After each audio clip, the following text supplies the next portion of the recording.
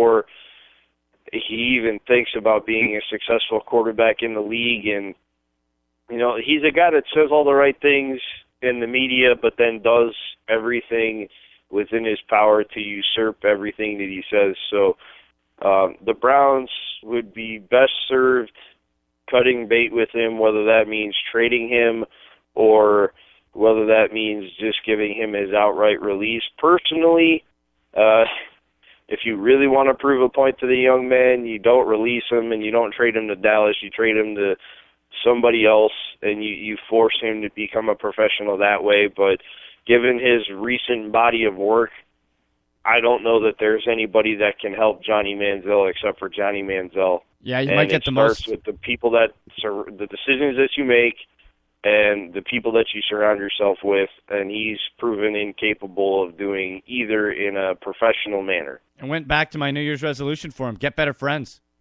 Get better friends. If you have people who care about you, they are not going to let you do these things. Like, he just has hangers on, man. It's very troubling. I'm scared for the young man that he is going to throw it all away, and we're going to be seeing him on an E60 or an ESPN 30 for 30 one day. Remember Johnny Football. And he ends up in a gutter somewhere. Like, it's very disturbing. To me, I hear people, release him. If you can get even a 5th-round pick, pardon me, out of Jerry Jones in Dallas, or a 6th, get something. Who cares? Get an asset back for him if you can.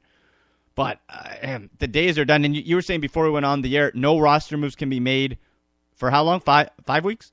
Yeah, he's Browns are stuck with him until the day after the Super Bowl. Okay. Non-playoff teams are in a situation where their roster is frozen, and the only moves that I believe they can make are signing guys to futures contracts. Right. So they're stuck with him for at least 5 weeks. If they can find him. And if they want to trade him, I believe they're stuck with him till March, the day after the league year gets underway. So you're looking at about like March 10th that they have to hold on to him till.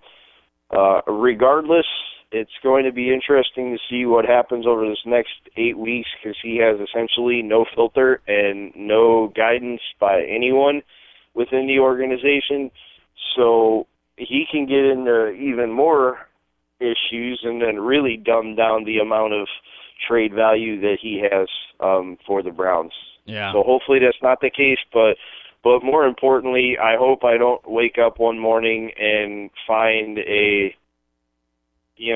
report online that the young man is, doing something that he can't or did something that he can't recover from.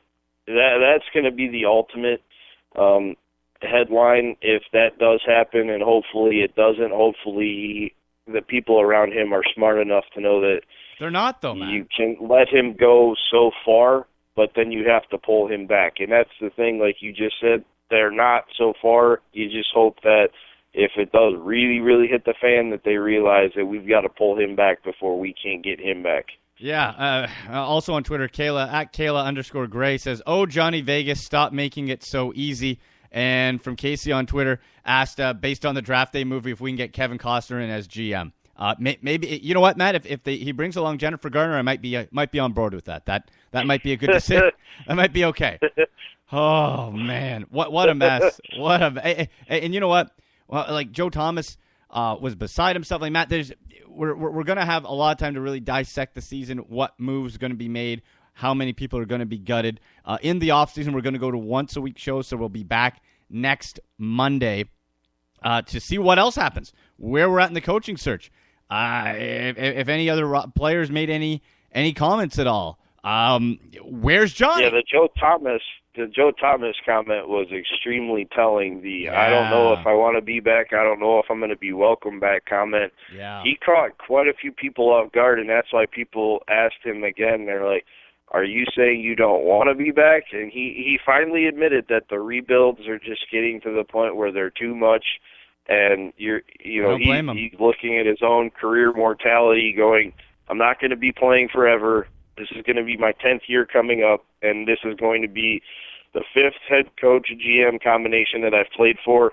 And I'll give him credit for at least coming out and saying that, because if it takes 2 to 3 years to get this thing rebooted in the right direction, that means that Joe Thomas will have been in the league for 12 to 13 years, and that's about all you can expect out of a left tackle. No playoffs. To be playing at an elite level, and I think he's looking at it going, I just want to play in one Super Bowl. I don't even care if it's in Cleveland anymore. I just want to get to the big game. I think at this point, maybe even just the postseason.